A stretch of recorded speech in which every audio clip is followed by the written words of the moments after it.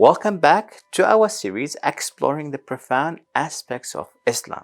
Today we tackle an important topic that affects perceptions worldwide: the common misconceptions about Islam.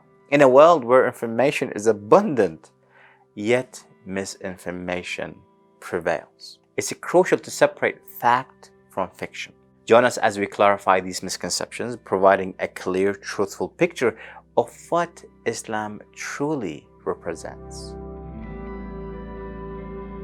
One of the most prevalent misconceptions is that Islam promotes violence. This couldn't be further from the truth. Islam, as its core, is a religion of peace. It's called Islam, meaning peace.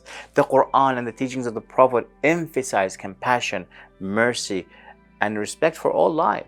The actions of few extremists should not define a faith followed by millions who live peacefully and harmoniously. Now, I know you have a lot of questions. Like, what about this? What about that? The Prophet done this. He went to war. The Quran says this. Now, obviously, everything has a place. Everything has a time.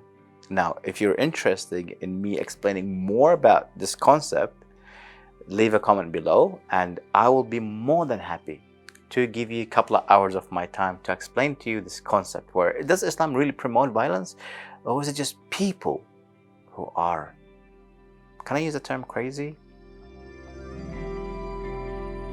Another common stereotype is that Islam oppresses women. In reality, Islam was revolutionary in granting women their right. Before Islam, women were looked at as objects that can be sold and, bought. Islam came and gave women status. There is no religion on the face of the planet, and I make this challenge, that gives women more rights than Islam. If you can find me a religion that gives women more rights than Islam, I will give you $1 million. Islam allowed women to interact in society, to take their role. Even in the Quran literature, on the Hadith literature, you see how women are glorified in Islamic teachings. Unlike any other Western countries or other religion, which look at women as a simple object to be played with and tampered with, Islam says no. So this is also a misconception. In reality, Islam was revolutionary in granting women their rights. It gives women rights to education, rights to property, to own property, choice in marriage, inheritance, and everything in between. While cultural practices in some countries, Muslim countries, does not reflect the principles of Islam, mind you. These are not based on Islamic teaching. So someone says to me, what about this country? What about that country? They doing this? Yeah, they might be doing that. But is it Islamic? Of course not. If everyone follows Islam, then believe me, this world will be a utopia. Now, it is often said that Islam is intolerant of other religions. However, Islam teaches respect for all prophets before the Prophet Muhammad, including those in Judaism and Christianity.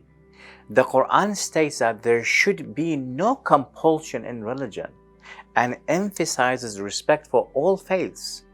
Historical examples include periods where the Muslims, Christians, and Jews coexisted and thrived together under the Islamic empires, even at the time of the Prophet Muhammad, peace be upon him.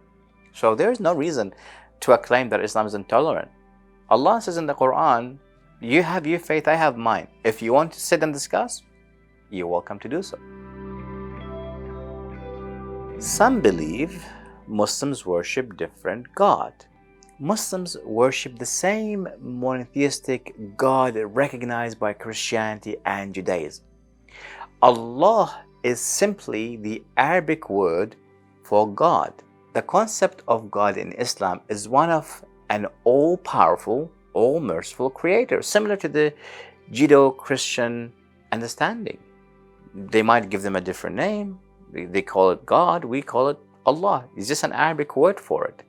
But ultimately, we share the same God, the same creator of the universe. Understanding Islam means looking beyond the stereotypes and misconceptions. It's about recognizing the faith's true teachings of peace, equality, and compassion.